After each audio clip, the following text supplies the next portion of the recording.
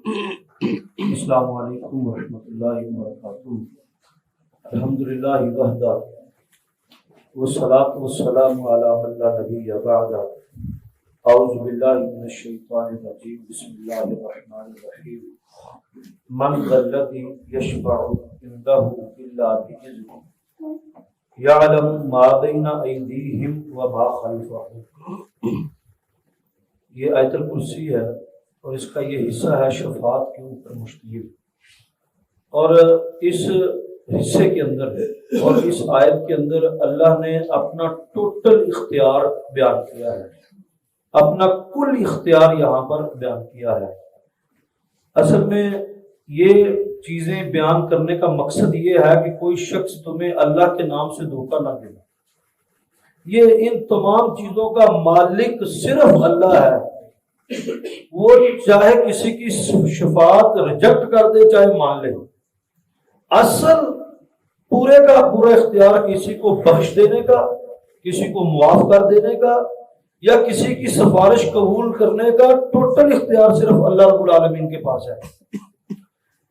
کیونکہ انہی چیزوں سے دھوکہ ہوتا ہے، اصل سے ہی نقل کا دھوکہ ہوتا ہے۔ میں آپ کو اس کی اگزامپل اس طریقے کے ساتھ دیتا ہوں کہ ایک مالدار آدمی ہے، اس کے پاس ایک شخص اپنی حاجت پوری کروانے کے لیے کوئی مجبوری ہے، مشکل ہے، اپیل کرنے کے لیے آیا کہ میں حقدار ہوں، مجھے عنایت کیا جائے۔ کوئی مالدار آدمی، وہ اس کا دل نہیں ٹھکتا، وہ کہتا نہیں آپ جاؤ پھر بتائیں گے، وہ اس کو خالی بھیج دیتا ہے۔ اس کو معلوم پڑتا ہے کہ حافظ صاحب اس بندے کے تعلق دار ہے، وہ میرے پاس آتا ہے جی انہوں کو میں گیا سا تے انہوں نے مجھے کچھ نہیں دیتا، تسی کہو گے تو مینوں مل جائے گا کیونکہ وہ تہاڈے تعلق والے۔ تو میں ان کو کہہ دیتا ہوں کہ آپ ان کو دیں، وہ آپ کے پاس آئے تھے لیکن آپ نے ان کو سمجھا نہیں ہے، میں جانتا ہوں آئی وٹنس کہ وہ واقعی حقدار ہیں، ڈیزرونگ ہیں وغیرہ وغیرہ، آپ ان کو دیں۔ اب وہ بندہ اس کو اب مدد کر دیتا ہے۔ اب بات میری پوری ہو گئی۔ جس کی مدد ہوئی ہے اس کی نظر میں محسن کون ہوا؟ وہ نظر تو قدر کی تھی زیادہ، میری کہ مالدار آدمی دی؟ کس کی قدر زیادہ؟ بندے دی۔ تو میرا کی لگا؟ کمائی تھی وہ دی ہے، اور اس کو پوچھو کہ اس نے کیسے کمائی کی ہے، جس نے اس کو 50,000 لاکھ روپے میرے کہنے پر دے دیا ہے، کمایا تو اسی نے ہے۔ تو جب آپ اللہ اور بندے کے درمیان صدقے واسطے وسیلے ڈھونڈ لیتے ہیں تو مجھے بتائیں کہ اللہ کے پلے کیا رہا۔ اب میں آپ کو یہاں پر، اور اللہ کا حوصلہ ہے، اللہ اپنے مد مقابل اتنے شرک ہو رہے ہیں وہ سب برداشت کرتا ہے۔ جو اس کا حوصلہ ہے وہ چھتری والا، اوپر سب کچھ دیکھ رہا ہے، واضح نافرمانیاں، واضح چیزیں۔ اس لیے اللہ نے اتنی دفعہ یہ کہا ہے کہ ہم تمہاری شاہ رگ سے بھی زیادہ قریب ہیں اور مجھ سے ڈائریکٹ مانگو۔ انبیاء، ولی، پیر، مرشد سب تمہارے پاس میرا تعارف کروانے کے لیے آئے۔ تعارف کا مطلب یہ نہیں ہوتا کہ ہر دفعہ تسی یہ وایا ہی پاؤنا ہے۔ تعارف کا مطلب تعارف ہوتا ہے اب تم اپنے رب کو جان چکے ہو، اب تم نے اپنے رب سے ڈائریکٹ ہی مانگنا ہے، ڈائریکٹ رب کو پکارنا ہے اور ڈائریکٹ۔ اور اسی لیے حضرت بلال رضی اللہ تعالی عنہ ایک دفعہ رو رہے تھے۔ نیشنل نے پوچھا کہ بلال کیا وجہ ہے، کیوں رو رہے ہو؟ کہتے نہیں میں خوشی کے ساتھ رو رہا ہوں، غم نہیں ہے، کوئی خوشی ہے کہ اللہ تیرا شکر ہے کہ تو نے ہدایت اپنے ہاتھ کے اندر رکھی ہے۔ ان اللہ لا یہدی من احببت ولکن اللہ یہدی من یشاء۔ اے نبی اکرم صلی اللہ علیہ وسلم، آپ جس سے محبت کرتے ہیں اس کو ہدایت نہیں دے سکتے، ہدایت تو اللہ کے ہاتھ کے اندر ہے، وہ جس کو چاہتا ہے ہدایت دیتا ہے۔ اور مجھے اس بات کی خوشی ہے کہ ہدایت اللہ نے اپنے ہاتھ کے اندر رکھی ہے۔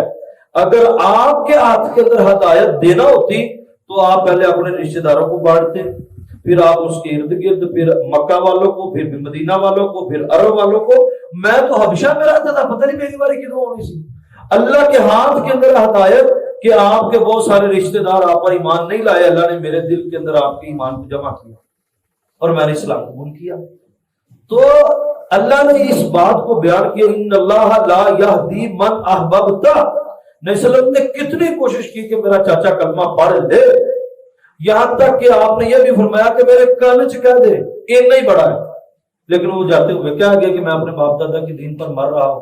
ان اللہ لا یہدی من احببت ولکن اللہ یہدی انک لا تہدی انک لا تہدی. یعنی وسلم آپ ہدایت نہیں دے سکتے جس سے آپ محبت کرتے ہو، ولکن اللہ یہدی من یشاء، اللہ جس کو چاہتا ہے.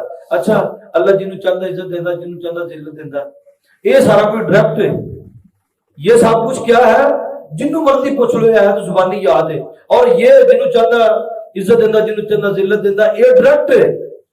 اور باقی سارے واسطے وسیلے کے ساتھ ہے. حالانکہ یہاں پر بھی میں شاہ کا لفظ وہی آتا ہے. تو اب من ذا الذی یشفع عندہ الا باذنہ، کس کی جرت ہے کہ وہ اللہ کے سامنے کسی کی سفارش کر سکے الا باذنہ، مگر اس کے حکم کے ساتھ. یعنی سفارش بھی اگر کوئی کرے گا نا تو وہ بھی اللہ کے حکم سے ہی کرے گا. کیوں؟ یعلم ما بین ایدیہم وما خلفہم، وہ ہی جانتا ہے ہر آگا پیچھا، ہر دائیں بائیں، ہر چیز حاضر و موجود، جو تمہارے سامنے جو تمہارے پیچھے وہ جانتا ہے. اب کئی سارے لوگ اس لیے بڑی تدبیریں کی جنت میں جانے کی، تیری رحمت نے گوارا نہ کیا. اللہ کی رحمت کے سر پر گناہ کرنا. کچھ لوگوں نے تو یہ وتیرہ بنایا اللہ بڑا کریم ہے. اللہ نے کہا ہے ما غرک بربک الکریم، تجھے کس نے اللہ کی کریمی اور رحیمی کے بارے میں غرق کیا ہوا ہے؟ کنہیں دھوکے دیتا؟ ما غرک بربک الکریم، تجھے تیرے رب کی رحیمی اور کریمی کے بارے میں بڑا دھوکا ہوا ہے. اللہ جنہ بھی کریم ہو جائے وہ انصاف سے کرے گا، اور جنہ بھی مہربان ہوئے وہ عدل سے کرے گا. اے کوئی گل نہیں ہے کہ تجھے رحیمیاں تے کریمیاں تے بخششاں تے نہ، اپنے اعمال درست ہونا. اعمال درست کرنے میں بھی کوئی کمی کوتاہی رہ گئی ہے تو اللہ تمہارے دل کو جانتا ہے. یعلم ما بین ایدیہم وما خلفہم علیم بذات الصدور.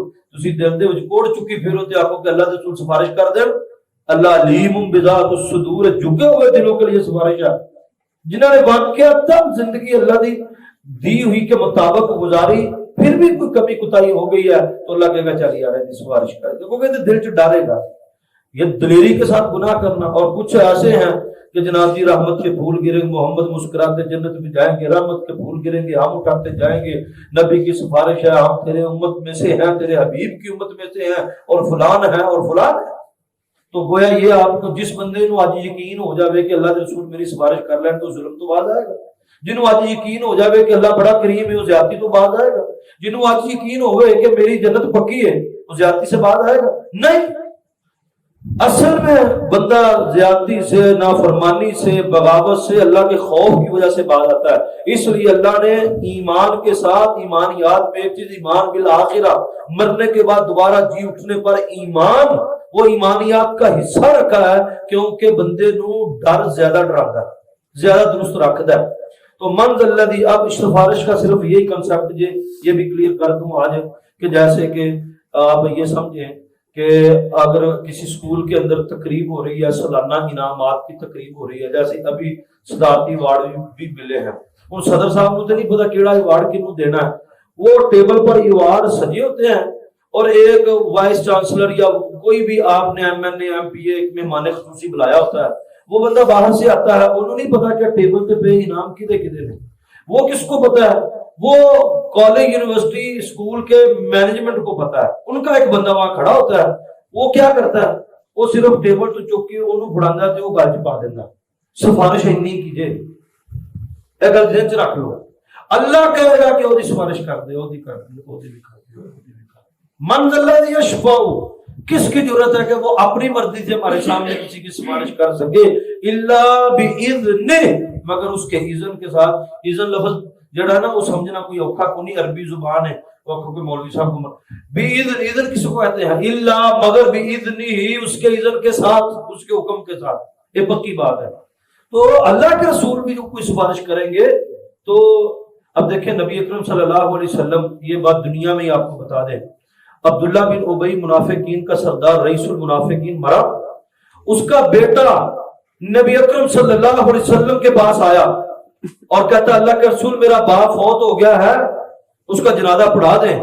حضرت عمر نے روکا، اللہ کے رسول آپ اس کا جنازہ نہ پڑھانے کے لیے جائیں، آپ کو اس نے بڑی اذیت دی ہے، بڑی تکلیف دی ہے، اللہ انہیں معاف نہیں کرے گا، نہ پڑھان جانا۔ نبی صلی اللہ علیہ وسلم رحیم تھے، نبی صلی اللہ علیہ وسلم کریم تھے، نبی صلی اللہ علیہ وسلم رؤوف بالمومنین، مومنین کے اوپر رحم کر، دل کا نرم آدمی تھے۔ آپ کہتے نہیں میں جانا ہے، گئے۔ آپ نے اپنا کرتا مبارک اتار کر اس کی کفن کی جگہ پر اپنا کرتا اس کو پہنایا۔ وہ قبر میں کس کا کپڑا لے کر، کرتا لے کر گیا ہے؟ اللہ کے رسول کا کرتا قبر میں لے کر گیا ہے وہ شخص، اور نبی صلی اللہ علیہ وسلم نے اپنا لعاب دہن اس کے منہ پر، اس کی ہونٹوں کے اوپر لگایا اور پھر اس کا جنازہ پڑھایا۔ پھر نبی اکرم صلی اللہ علیہ وسلم کے اوپر اللہ نے قرآن نازل کر دیا، اے نبی اکرم صلی اللہ علیہ وسلم آپ اس کا جنازہ 70 دفعہ بھی پڑھائیں گے تو اسی معاف نہیں کرنا، پاوے تسی کرتا پوا دیتا ہے۔ اللہ نے وہ تھا ہی اللہ نے رسول کی سفارت ریجیکٹ کر دیتی، کیوں؟ یہ میری شریعت کا اور میرے محبوب کا غدار تھا، منافق تھا۔ تو لہذا اصل سوورنٹی اللہ کی ہے، یہ نہیں بھولنا، اصل سوورنٹی اللہ کی ہے، اصل پاور اللہ رب العالمین کی ہے۔ نبی اکرم صلی اللہ علیہ وسلم نے ایک دفعہ شہد کے معاملے میں ایسا ہوا کہ بیویوں نے جو ہے ایک بنا لیا پروگرام کہ نبی صلی اللہ علیہ وسلم ایک بیوی کے گھر زیادہ ٹھہرتے تھے، وہ شہد پیش کرتی تھی، وہ آپ نبی صلی اللہ علیہ وسلم شہد کھاتے تھے، شاید وہ حضرت حفصہ تھی یا میمونہ تھی، تو وہ باقیوں نے کہا کہ اللہ کے رسول اس کے گھر زیادہ ٹھہرتے ہیں، وجہ کیا؟ شہد ہے۔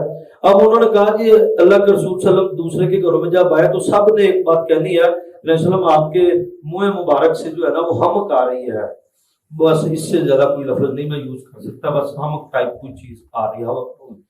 اب وہ نبی اکرم صلی اللہ علیہ وسلم کو انہوں نے کہا، علیہ السلام فرمایا نہیں میرے منہ سے تو کوئی، انہوں نے کہا کہ پیاز کی آ رہی، پیاز کی۔ آپ نے فرمایا میں نے تو شہد کھایا ہے۔ اچھا تو پھر شہد کی مکھی نے رس پیاز کے پھول سے لیا ہوگا، وہ پیاز کا پھول جو نکلا ہوتا ہے اتو لیا ہوگا۔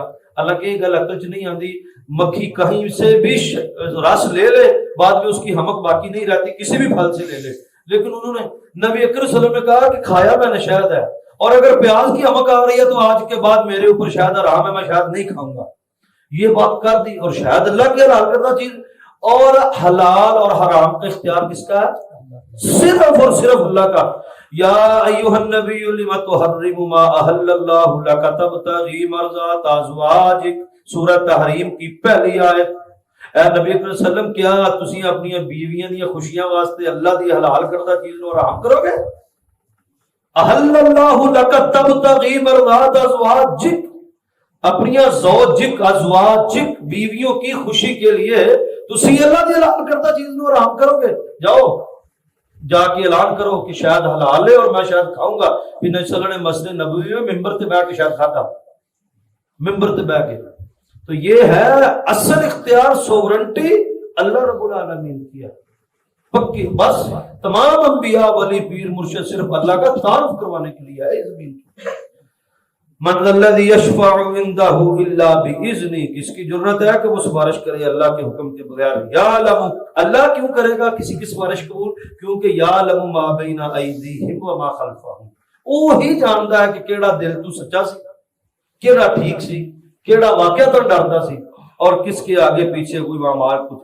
ولا یحیطون بشیء من علمہ، تم میں سے کوئی شخص اللہ کے علم کا احاطہ نہیں کر سکتا، اللہ کے علم کو گھیر نہیں سکتا۔ اللہ کی ایک صفت ہے علیم، بندہ ہوتا ہے علم والا، عالم، مبلغ، معلم، کچھ بھی۔ اللہ علیم، عالم نہیں، اللہ عالم نہیں، پڑھے لکھے بندے نو بھی عالم کہتے ہیں، تو اللہ عالم نہیں، اللہ علیم۔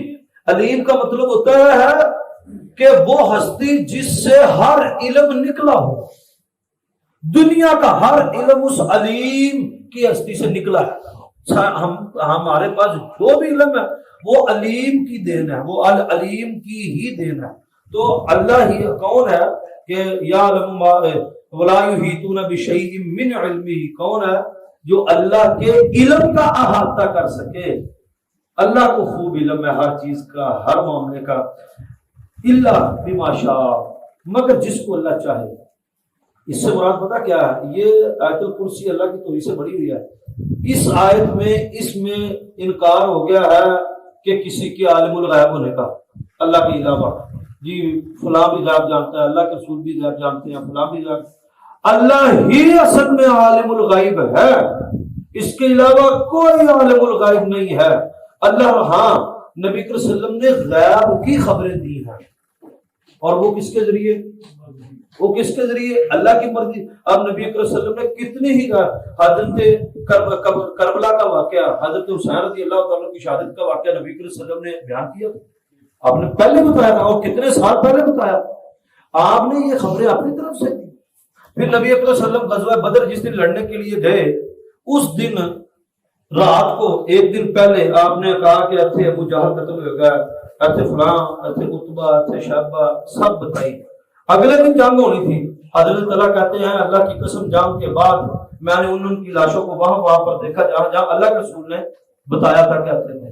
اچھا یہ ایک تو ایک طرف یہ عالم ہے، دوسرا نبی اکرم صلی اللہ علیہ وسلم کی ایک دفعہ چارپائی یا آپ کا کوئی اس کے کتے کا آنے کا کوئی ذکر ہوا، یا نبی اکرم صلی اللہ علیہ وسلم کے اوپر کچھ دن تک وہی نہیں آئی، پریشان ہو گئے، تو جبریل امین نے کہا کہ اللہ کے رسول صلی اللہ علیہ وسلم اس کی بنیادی وجہ یہ ہے کہ یہاں کتا آتا جاتا ہے، تو وہاں پر تو فرشتے برکت والے نہیں آتے، تو آپ کو اس کا پتہ نہیں چلتا۔ نبی اکرم صلی اللہ علیہ وسلم نے کئی دفعہ یہ بات ارشاد فرمائی حضرت جبریل امین کو کہ میں نہیں جانتا، تم جانتے ہو، تم بتاؤ مال ایمان والے احسان، احسان کیا ہے، ایمان کیا ہے، وغیرہ وغیرہ۔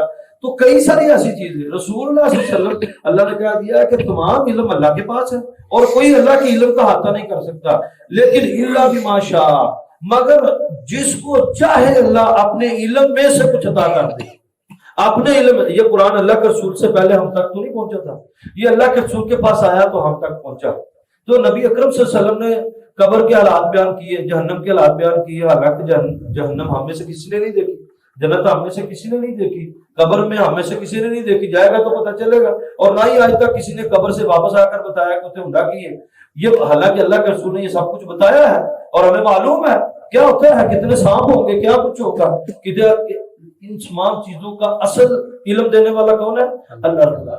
نبی اکرم صلی اللہ علیہ وسلم کے والنجم اذا ہوا ما ضل صاحبكم وما غوى وما ينطق عن الهوى ان هو الا وحی یوحى۔ نبی اکرم صلی اللہ علیہ وسلم کے بارے میں اللہ نے یہ پیٹ اعلان کر دیا ہے، آپ اپنی مرضی سے کلام نہیں کرتے، الا وحی یوحى، مگر اللہ وحی نازل کرتا ہے۔ اور قسم کھا کر تاروں کے ٹوٹنے کی قسم، والنجم اذا ہوا، جب ستارہ ٹوٹے، ما ضل صاحبكم وما غوى وما ينطق عن الهوى، آپ اپنی مرضی کے ساتھ نہیں بولتے، الا وحی یوحى، مگر اللہ آپ کے اوپر وحی کو نازل کرتا ہے۔ اس سے آگے انشاءاللہ العزیز کل پڑھیں گے۔ اللہ ہم کی توفیق عطا فرمائے۔